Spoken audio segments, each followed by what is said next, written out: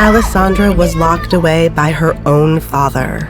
You can't lock me up, Father! It was suffocating in that room for all those years. I can and I will. Alessandra spent her life inside this room. Her spirit was slowly dying every day. She thought she would never see anyone or anything outside of these walls until tonight, when everything changed. Take off the mask now. Alessandra Baird, eh? Interesting. Very interesting. What was that?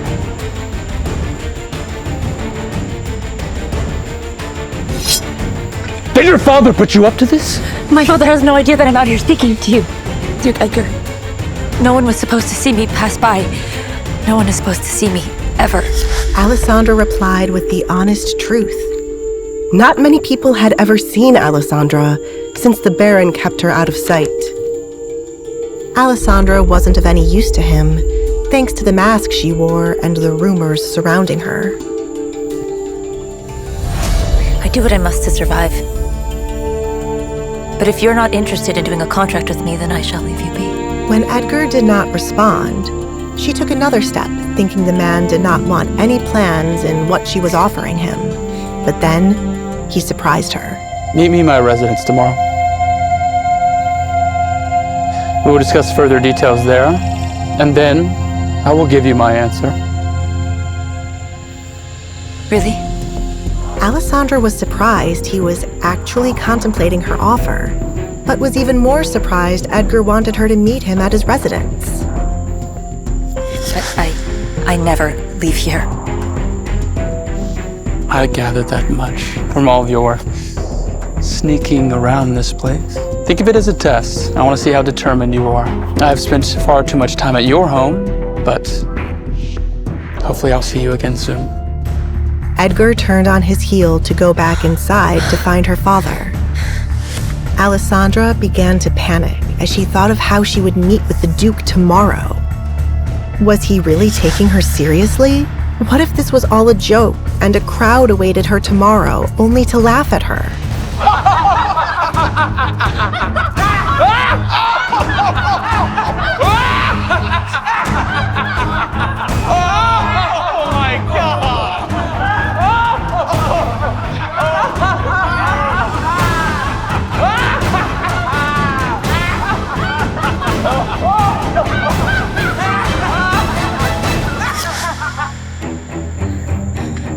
We shall see each other tomorrow. She promised. Oh, Duke Edgar! Kate Barrett, the younger daughter of the Baron Desmond, stepped outside. She heard the Duke was all alone and thought to give him some company. Seeing the Duke walking away while her father's daughter Alessandra was standing outside made her blood boil. Kate thought highly of herself. She used her looks to elevate her position amongst her peers. She believed she was more beautiful than anyone else. Dressed like a doll, Kate was hoping to have a word with the Duke and catch his interest. We shall see each other tomorrow. She begged her father to have a moment alone with the Duke. Alessandra had stolen it away from her. I hope she has not offended you, Duke Edgar. She was not supposed to be out here. Kate glared at Alessandra, warning her to run away. Edgar stopped right beside Kate. She has not offended me, not like your father has. Thank goodness. It might be due to me being an only child, but shouldn't you be referring to her as your sister, or maybe even her name? Seeing the Duke speaking to her sister, Alessandra used this chance to run away before any of them would ask her to speak. Now that Kate knew she had spoken to the Duke, Edgar listened quietly to the sound of Alessandra running away, while Kate tried to think of a good answer to what he had asked her. He wondered what Alessandra was so afraid of when it came to Kate. You are correct, Duke Edgar. You see, when siblings argue, we tend to do petty things to one another. But I do love my sister. But, as you can see, she is extremely shy and can be awkward at times. That is why I was concerned that she might have offended you. Kate put on her mask of being a good sister. She would do anything to make the Duke see she was a good person. There was no one else she saw worthy of being her husband. Whatever helps you sleep at night. I am sorry. Kate was caught off guard by him denying her advances. You see, Duke, I had hoped for some alone time between the two of us. I wish to show you that I could make an excellent choice for your wife. Edgar was annoyed with Kate, who could not take a hint. The Baron and his wife raised her to be like a spoiled princess. Fortunately, he had experience with an actual spoiled princess to know how to handle Kate. What is it with this misconception that I am only looking for a wife? And what if I were to go there to read a book? It is awfully loud there. Enlighten me. How do you know of how loud it is there? Edgar grinned, enjoying the sight of Kate realizing her mistake. What on earth would the Baron's daughter be doing in a place like that?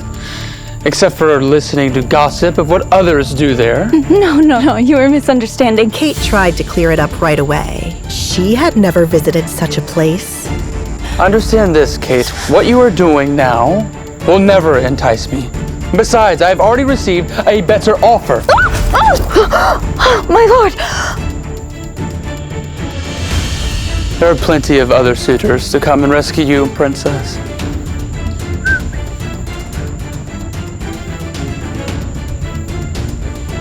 Excuse me. Edgar left Kate behind, both utterly confused and embarrassed.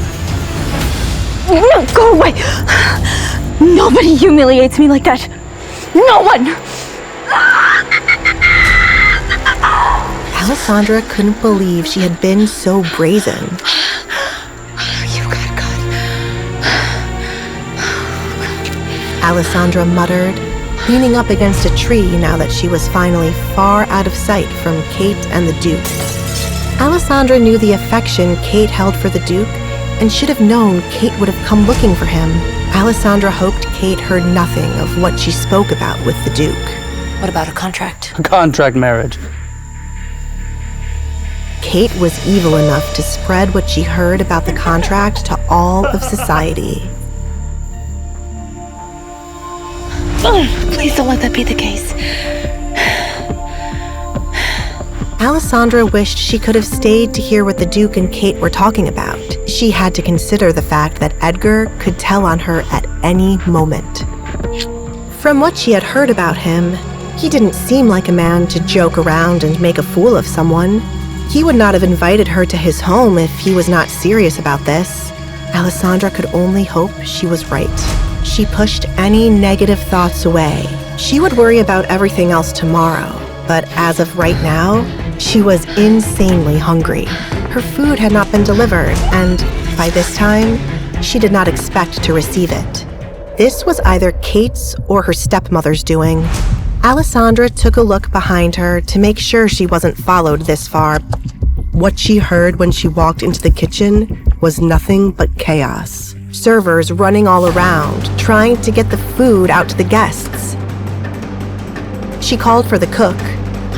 No one seemed to realize Alessandra was in the kitchen as they scurried about. And Alessandra preferred that they did not notice her. It tastes a bit bland, don't you think? Mario spotted Alessandra and turned to another cook.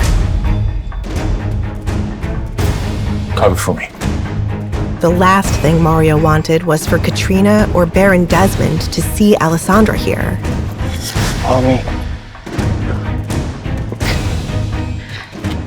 They did not deliver my food. Mario closed the door behind them, releasing Alessandra's hand now that they were outside. It's that witch's fault. The Barretts had recently laid off half the staff. There were not nearly enough workers to get the daily tasks done, and now Baron Desmond and Katrina were hosting a massive party. Mario was frustrated and exhausted. He wondered why they suddenly wanted to have this many guests over. Duke Collins is looking for a wife, haven't you heard? Mario scoffed upon hearing this. So that's why. You're throwing a whole party just for Kay to meet the man? I can only imagine she's like a fly bothering him right now. I've spoken to him. With the Duke? About what? Mario did not see any reason for Alessandra to meet with such a man. He heard many stories concerning Edgar.